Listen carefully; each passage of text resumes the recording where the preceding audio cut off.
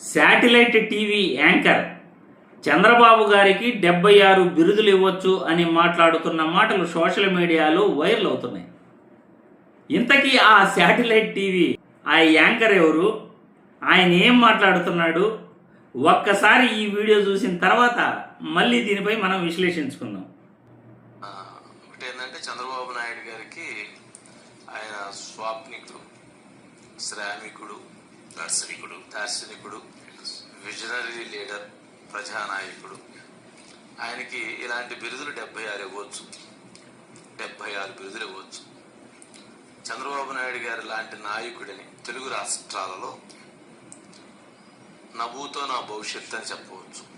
అలాంటిగా కష్టపడేటువంటి నాయకుడు ఇంతవరకు మనం చూడలేదు, భవిష్యత్తులో చూడబోతామో లేదో తెలియదు. కానీ ఇప్పటి వరకు అయితే అలాగ కష్టపడటం, హార్డ్ వర్క్ చేయటం అనేటువంటి దాంట్లో చంద్రబాబు నాయుడు గారికి ఆ ప్రత్యేకత ఉంది. మరి ఇవాళ చంద్రబాబు నాయుడు గారికి సంబంధించి ఎప్పుడూ లేనంతగా ఈసారి విపరీతమైనటువంటి వైపు వచ్చింది. అబ్బో కరెక్టే, 76 ఏంటి, 100 బిరుదులు కూడా ఇవ్వచ్చు. ప్రజా నాయకుడు, ప్రజా కళాకారుడు, ప్రజా వాగ్గేయకారుడు, ఇలాంటి బిరుదులు ఎన్నైనా ఇవ్వచ్చు. ప్రజా అభిమానం పొందే ఏ నాయకుడికైనా బిరుదిస్తే ఏ తప్పు లేదు. పేదవాడి పక్షాన నిలబడే ఏ నాయకుడికైనా బిరుదిస్తే ఏ ఇబ్బంది లేదు.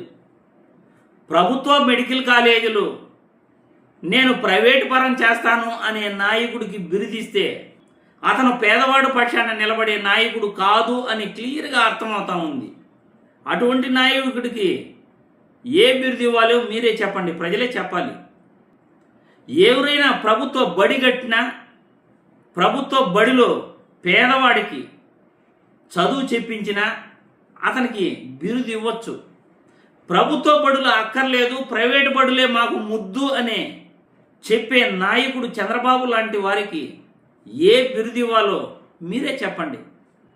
పేదవాడి పక్షాన నిలబడటం అంటే ఇచ్చిన హామీలు నెరవేర్చటం, ఇచ్చిన హామీలు ఎగ్గొట్టం కాదు. ఇచ్చిన ఎన్నికల హామీలు సక్రమంగా నిలబెట్టేవాడు నాయకుడు అవుతాడు, ప్రజానాయకుడు అవుతాడు.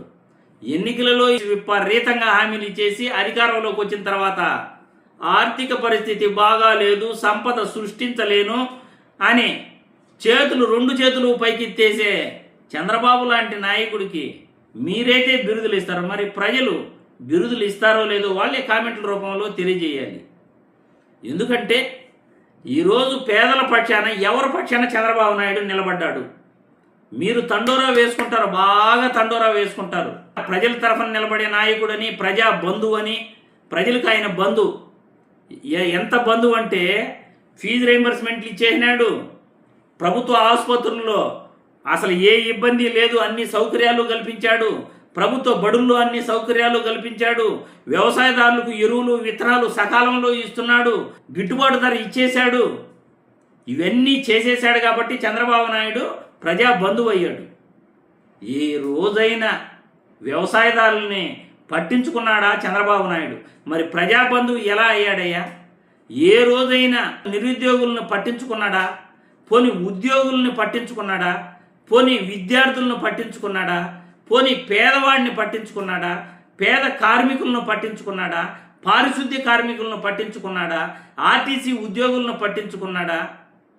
ఎవరిని పట్టించుకున్నాడు చంద్రబాబు నాయుడు? ఏ రోజైనా 15 సంవత్సరాలు ముఖ్యమంత్రిగా ఉండి పేదవాడి జీవితం గురించి ఏ రోజు ఆలోచించాడు చంద్రబాబు? దోచుకోవటం, దాచుకోవటం, ప్రభుత్వ ధనాన్ని, ప్రభుత్వ ఆస్తులను కార్పొరేట్ రంగాలకు దోచిపెట్టడం తప్ప అమరావతి రాజధాని అని పేరు చెప్పి ఖాళీ బీడు భూముల్లో నేను లక్షల కోట్లు ఖర్చు పెట్టి బిల్డింగులు కడతాను అని ప్రజలను ఏమార్చటం తప్ప ఏ రోజైనా ప్రజలకు ఉపయోగపడే పని, పేదవాడికి ఉపయోగపడే పని ఏం చేశాడు? అన్నా క్యాంటీన్ల పేరుతో నిన్న 70 లక్షలు ఇచ్చానని చెప్పుకుంటున్నారు. ఈరోజు నాకు ఒక కామెంట్ పెట్టాడు. నేను ఆ వీడియో నిన్న పెడితే ఒక వ్యక్తి ఒక కామెంట్ పెట్టాడు. ఆ కామెంట్ పెట్టిన వ్యక్తి ఏమన్నాడంటే, సార్ వాళ్ళ ఇంటి ముందు కాపలా ఉన్న పోలీసు గడ సెక్యూరిటీకి కూడా టీ కూడా ఇవ్వరు సార్ భువనేశ్వర్ గారు. ఆమె 78 లక్షలు ఇచ్చిందంటే ఎవరు నమ్ముతారు సార్ అని అన్నాడు.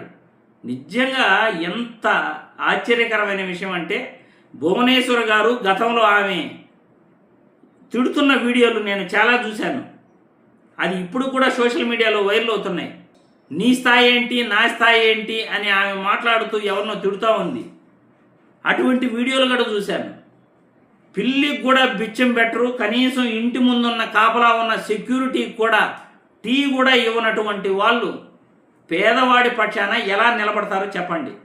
అదే జగన్మోహన్ రెడ్డి గారి సతీమణి 2000 మందికి విద్యార్థులకు చదువు చెప్పిస్తున్నారు, 100 మందికి వైద్యం చేపిస్తున్నారు.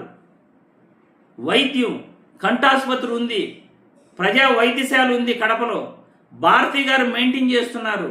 ఎంతోమంది అనాథలకు భారతిరెడ్డి గారు ఈరోజు విద్య వైద్యం అందిస్తున్నారు. సహాయం కోరి వెళితే, వాళ్ళ ఇంటి ముందుకు సహాయం కోరి వెళితే ఖచ్చితంగా సహాయం చేసి తీరుతారు. అది ఒక నాయకుడు, ప్రజా బంధువు అంటే పోయిన వ్యక్తి కల్లా ఏదో ఒక సాయం తన వల్ల చేసే వ్యక్తిని ప్రజా బంధువు అంటారు. మన ఇంటి ముందున్న వ్యక్తికి కనీసం టీ కూడా ఇవ్వనటువంటి వ్యక్తులు ప్రజా బంధువు అవుతారని మీరు చెబుతుంటే నిజంగా చాలా చాలా నవ్వు వస్తూ ఉంది. మరి ప్రజలు మీ అభిప్రాయాలను కామెంట్ రూపంలో తెలియజేయాల్సిందిగా కోరుతున్నాను.